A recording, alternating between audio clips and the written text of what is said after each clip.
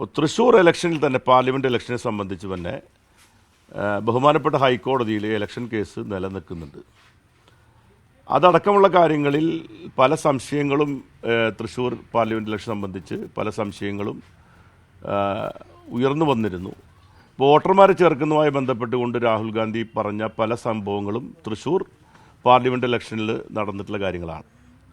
കാരണം ഇവിടെ വോട്ട് ചേർക്കുന്ന കാര്യത്തിൽ ഇലക്ഷൻ കമ്മീഷൻ എടുത്ത നിലപാടുകൾ ദുരൂഹമായ നിലപാടുകളായിരുന്നു.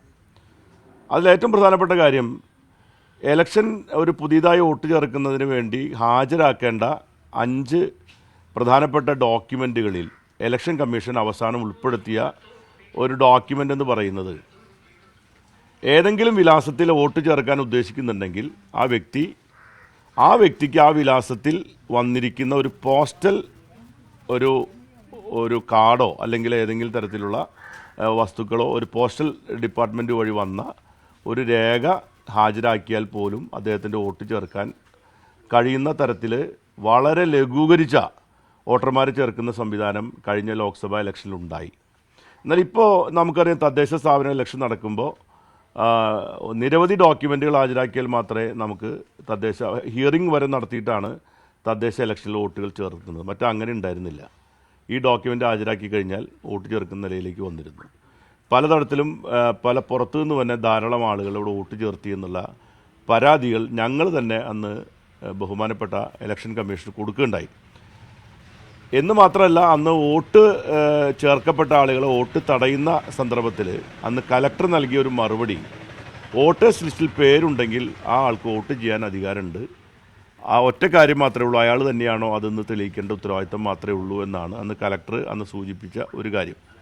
ആ തരത്തിൽ തന്നെയുള്ള ഒട്ടനവധി കാര്യങ്ങൾ നടന്നിട്ടുണ്ട്. പിന്നെ ഇലക്ട്രോണിക് വോട്ടിംഗ് മെഷീൻ, ആ മെഷീൻ സംബന്ധിച്ച് പല പരാതികളും സംശയങ്ങളും ഉയർന്നപ്പോൾ ഏറ്റവും അവസാനം ഇലക്ഷൻ കമ്മീഷൻ ഇറക്കിയിരിക്കുന്ന ഒരു സർക്കുലർ അല്ലെങ്കിൽ ഒരു ഉത്തരവ് വളരെ ദുരൂഹമായ ഉത്തരവാണ്. ആ ഉത്തരവ് പറയുന്നത് പോളിംഗ് ടൈമിൽ നിങ്ങളുടെ വോട്ട് സംബന്ധിച്ച് ഇലക്ട്രോണിക് വോട്ടിംഗ് മെഷീനെ സംബന്ധിച്ച് പരാതി ഉണ്ടെങ്കിൽ നിങ്ങൾ, എൻ്റെ ഓർമ്മ കറക്റ്റ് സംഖ്യ ഏതായാലും എനിക്ക് കൃത്യം ഓർമ്മയില്ല, പക്ഷേ 16,000 രൂപയും GST അടച്ചാൽ മാത്രമേ നിങ്ങൾക്ക് പരാതി കൊടുക്കാൻ പറ്റുള്ളൂ.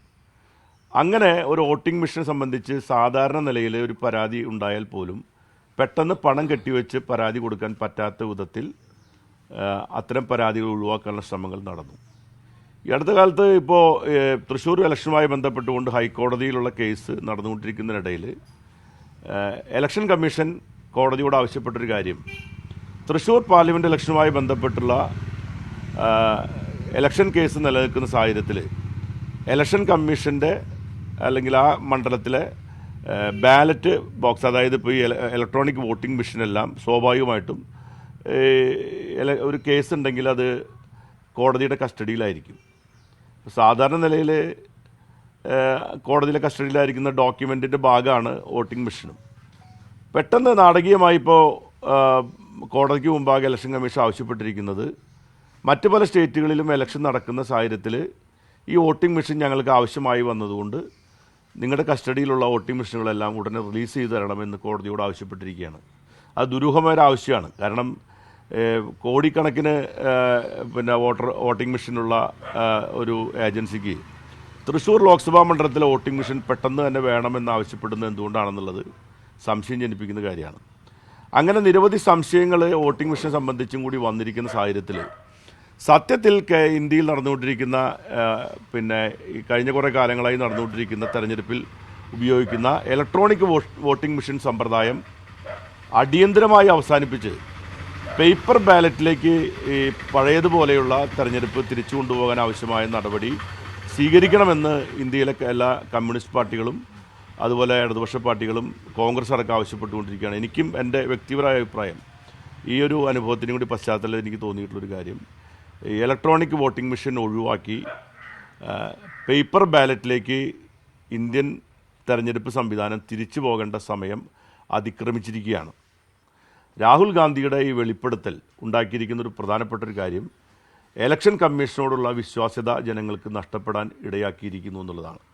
അത് രാഹുൽ ഗാന്ധി തെറ്റായ കാര്യങ്ങൾ പറഞ്ഞുകൊണ്ടാണ് അത് ഉണ്ടാക്കിയിട്ടുള്ളതെങ്കിൽ ഇലക്ഷൻ കമ്മീഷന് നിയമപരമായി നടപടി സ്വീകരിക്കാൻ അവകാശമുണ്ട്. അതല്ല, രാഹുൽ ഗാന്ധി പറഞ്ഞിരിക്കുന്ന കാര്യം സത്യസന്ധമാണെങ്കിൽ ഇലക്ഷൻ കമ്മീഷൻ തന്നെ ഉത്തരം പറയേണ്ടതുണ്ട്.